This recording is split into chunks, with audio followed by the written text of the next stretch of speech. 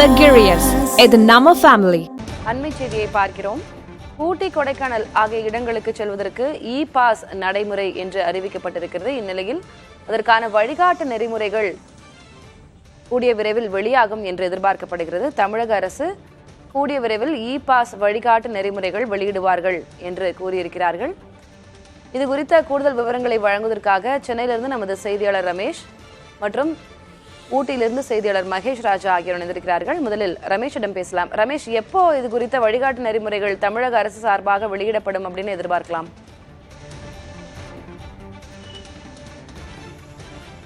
Thilagavathi, corona காலத்தில் எவ்வாறு ஆன்லைனில் ஒரு வெப்சைட் அறிவிச்சிருவாங்க, அதில் நம்ம எப்படி அப்ளை பண்ணிட்டு போயிட்டு வெளியூர்களுக்கு போனோமோ அதே போன்றுதான் இந்த முறை ஊட்டி, கொடைக்கானலுக்கு செல்பவருக்கென்று ஒரு பிரத்யேக இணையதளம் ஓரிரு நாட்களில் வெளியிடப்படும்.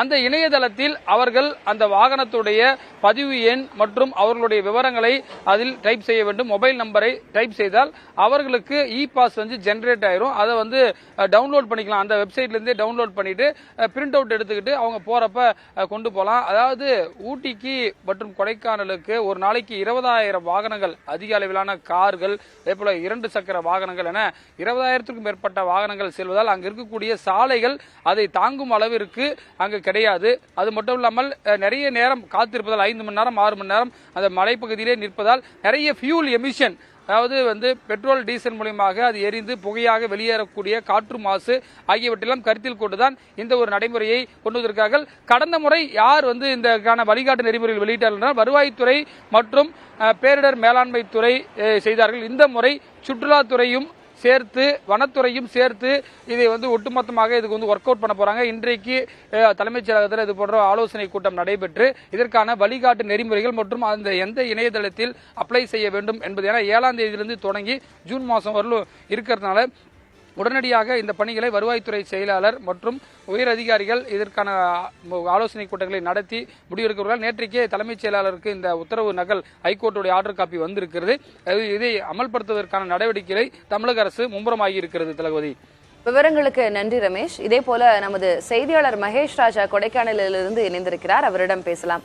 மகேஷ் ராஜா, பல்வேறு காரணிகளை முன்வைத்து இந்த இ பாஸ் நடைமுறை கொண்டு வர திட்டமிடப்பட்டிருக்கு. இ பாஸ் அறிமுகப்படுத்தப்பட்டா கொடைக்கானல்ல ஏற்படக்கூடிய சாதக பாதகங்கள் என்னென்ன?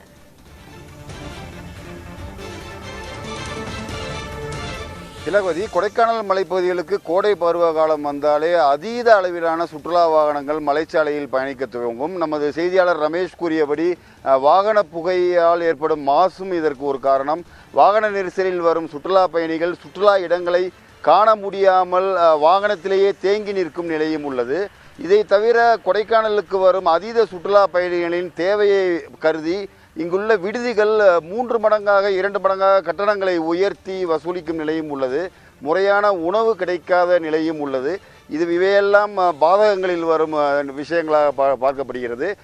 சாதகம் என்பது இங்கு சுற்றுச்சூழல் கெடாமல் இங்கு வரும் சுற்றுலா பயணிகள் மலைச்சாலைகளில் மதுபாட்டில்களை தூக்கி எறிவதும், தற்பொழுது கொடைக்கானல் மலைப்பகுதிகளில் பெருமளவு காட்டுத்தீ எரிந்து வருகிறது. அந்த காட்டுத்தீயும் சுற்றுலா பயணிகளுடைய தவறுதலால் ஏற்படுகிறது என்று கூறப்படுகிறது. ஸோ இது போன்ற சாதகங்களும் இங்கு உள்ளது. இந்த மாதிரி இ பாஸ் நடைமுறைப்படுத்தும் பொழுது இங்குள்ள சுற்றுச்சூழல் கெடாமல் இந்த பகுதி பாதுகாக்கப்படும் என்பதும், மேல்மலை கிராமங்களுடைய விவசாயிகளும் உள்ளூரில் உள்ள விவசாயிகளும் இந்த இ பாஸ் முறையை வரவேற்பதாகவே உள்ளது. திலகவதி, விவரங்களுக்கு நன்றி மகேஷ் ராஜா.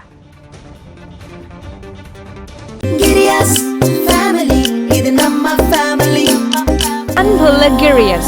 இது நம்ம ஃபேமிலி.